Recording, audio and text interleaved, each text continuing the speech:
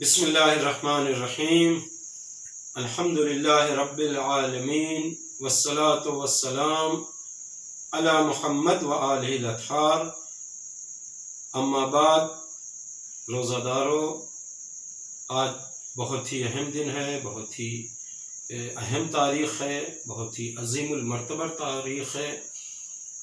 آج 19ویں ماہ مبارک ہے کہ جس میں ہم دعائیہ جملہ پہلے آپ کی خدمت میں پیش کرتے ہیں، پھر آج کی مناسبت سے فکروں کی تشریح اور کچھ تعزیتی پیغام۔ بسم اللہ الرحمن الرحیم۔ اللہم وفر فیہ حظی من برکاتہ وسہل سبیلی الی خیراتہ ولا تحرمنی قبول حسناتہ یا ہادیا الی الحق المبین۔ روزہ دارو، آج یقینی طور پر 19ویں تاریخ ہے، 19ویں رمضان المبارک، شب ضربت یا سحر ضربت علی ابن ابی طالب علیہ السلام کی تسلیت و تعزیت عالم اسلام کو، خصوصاً ان کے فرزند ارجمند امام عصر عجل اللہ تعالی فرجہ شریف کی خدمت میں پیش کرتے ہیں۔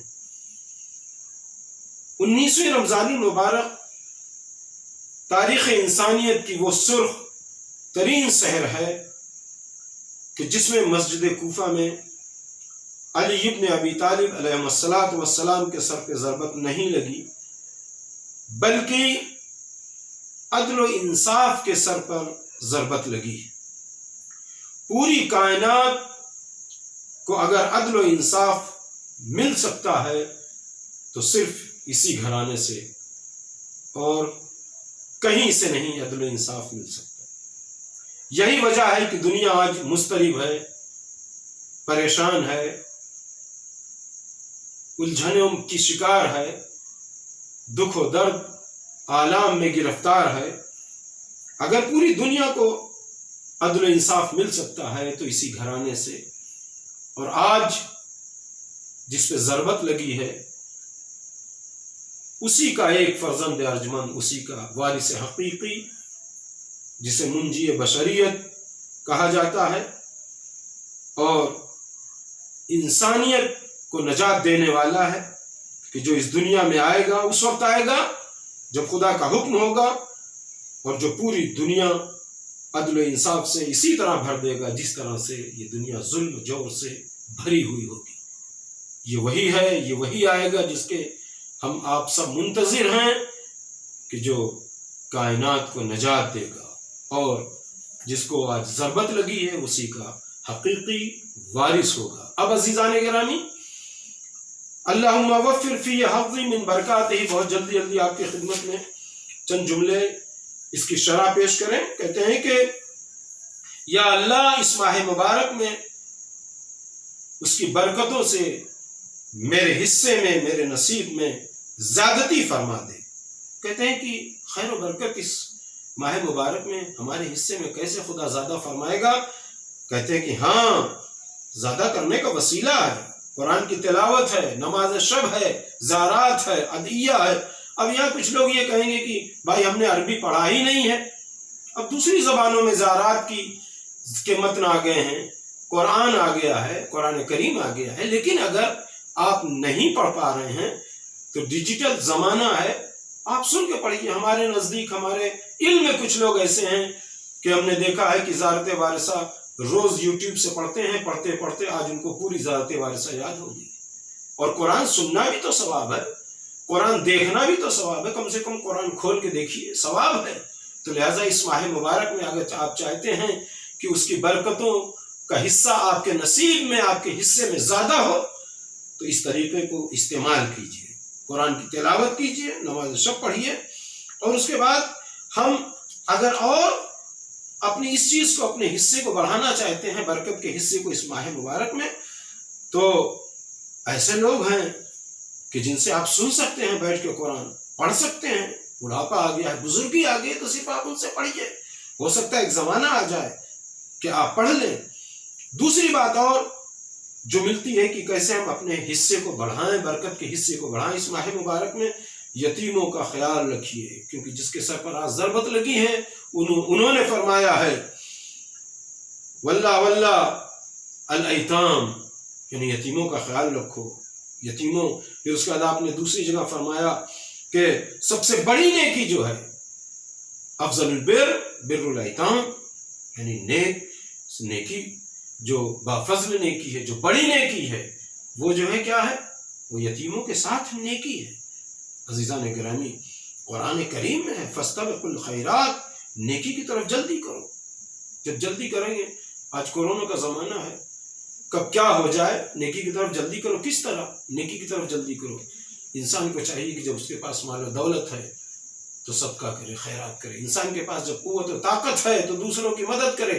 انسان کے پاس جب علم ہے، فکر ہے، صلاحیت ہے تو اس کو دوسروں تک پہنچائے۔ جیسا کہ مولا کائنات نے کہا زکوٰۃ العلم نشرہ، علم کی زکوٰۃ اس کی نشر و اشاعت ہے۔ تو جو آپ کے پاس کمال ہے آپ اس کمال کو لوگوں تک پہنچائیے۔ خداوند عالم آپ کے نصیب میں، آپ کے حصے میں، آپ اس برکت کو اس ماہ مبارک میں زیادہ کرے گا۔ اور کہتے ہیں کہ ہو سکتا ہے کہ کل وقت ساتھ نہ دے، ہو سکتا ہے کہ کل زمانہ ساتھ نہ دے، ہو سکتا ہے کل آپ کی دولت ساتھ نہ دے۔ عزیزان گرامی، اگلا جملہ بہت جلدی جلدی چونکہ وقت زیادہ ہو رہا ہے، وہ سہل سبیلی الی خیرات، اور میرے راستے کو اس ماہ کی خیرات کے لیے آسان کر دے۔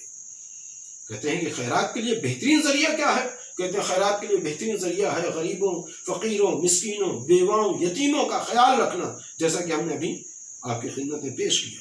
خاص طور سے ان لوگوں کا جو گھروں میں بیٹھے ہوئے ہیں اور اپنی پاک دامنی، اپنی عزت، اپنی حرمت کی وجہ سے کسی سے کچھ کہتے نہیں، ان کا زیادہ خیال رکھنا چاہیے۔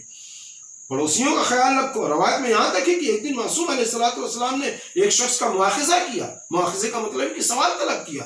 کیا سوال طلب کیا؟ کہ تم اپنے فقیر پڑوسی سے بے خبر ہو؟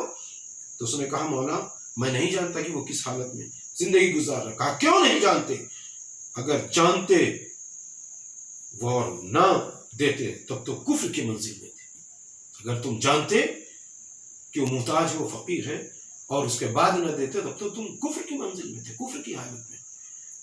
نہیں جانتے، کیسے نہیں جانتے؟ تمہیں چاہیے کہ اپنے پڑوسی کا خیال رکھو، اور یہ پڑوسیوں کا خیال رکھنا چاہیے کہ کس حال میں زندگی انسان گزر رہا، کیسے اس کی زندگی گزر رہی۔ جب آپ پڑوسی ہیں، عزیزان گرامی، پڑوسیوں کا خیال بہت زیادہ رکھنے کے لیے تاکید کی گئی ہے۔ رسول اسلام نے بھی بڑی تاکید کیا۔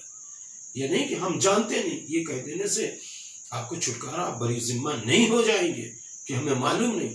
اگر معلوم ہے کہ وہ فقیر ہے تب تو یہ کفر ہے، لیکن اگر نہیں معلوم ہے تب بھی اس کا خیال رکھ کے جا کے اسے دینا چاہیے۔ کہتے ہیں کہ جانتے ہوئے کہ وہ فقیر ہے اور آپ نہیں دیتے تو یہ کفر کی حالت ہے۔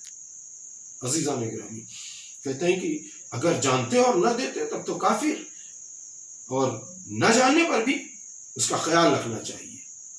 آیت اللہ جواد عاملی استاد محترم سے ایک شخص نے آ کر کہا اسی سلسلے میں کہ لوگ آتے ہیں، سائل آتے ہیں اور کہتے ہیں کہ ہمارے پاس کھانا نہیں، ہمارے پاس پینا نہیں ہے، اور اس کے بعد جھوٹ بولتے ہیں اور مانگتے ہیں۔ تو آیت اللہ جواد عاملی نے کہا کہ اگر وہ سچ بولتے، سچ کے معنی کیا ہے؟ اس کا مطلب تم جانتے ہو کہ وہ فقیر ہیں، ان کے گھر کھانا نہیں ہے، پینا نہیں، تو تم ان کے گھر جا کے دیے نہیں، تم جا کے گھر ان کے دیتے نہیں، اور اس کے بعد تم جانتے ہو تو اس وقت عذاب نازل ہونا چاہیے۔ وہ جھوٹ بولتے ہیں تبھی تو تمہیں دینا چاہیے، ورنہ کیا ہے؟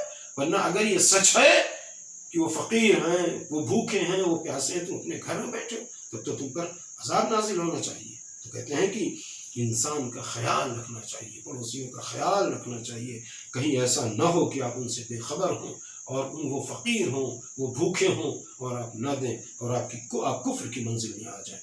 اگلا سوال، اگلا جملہ، وَلَا تَحْرِمْنِي قبول حسناتہ یا ہادیًا الی الحق المبین، اور مجھے اس ماہ مبارک کی نیکیوں کے قبول ہونے سے محروم نہ فرما، اے آشکار حق کی طرف ہدایت کرنے والے۔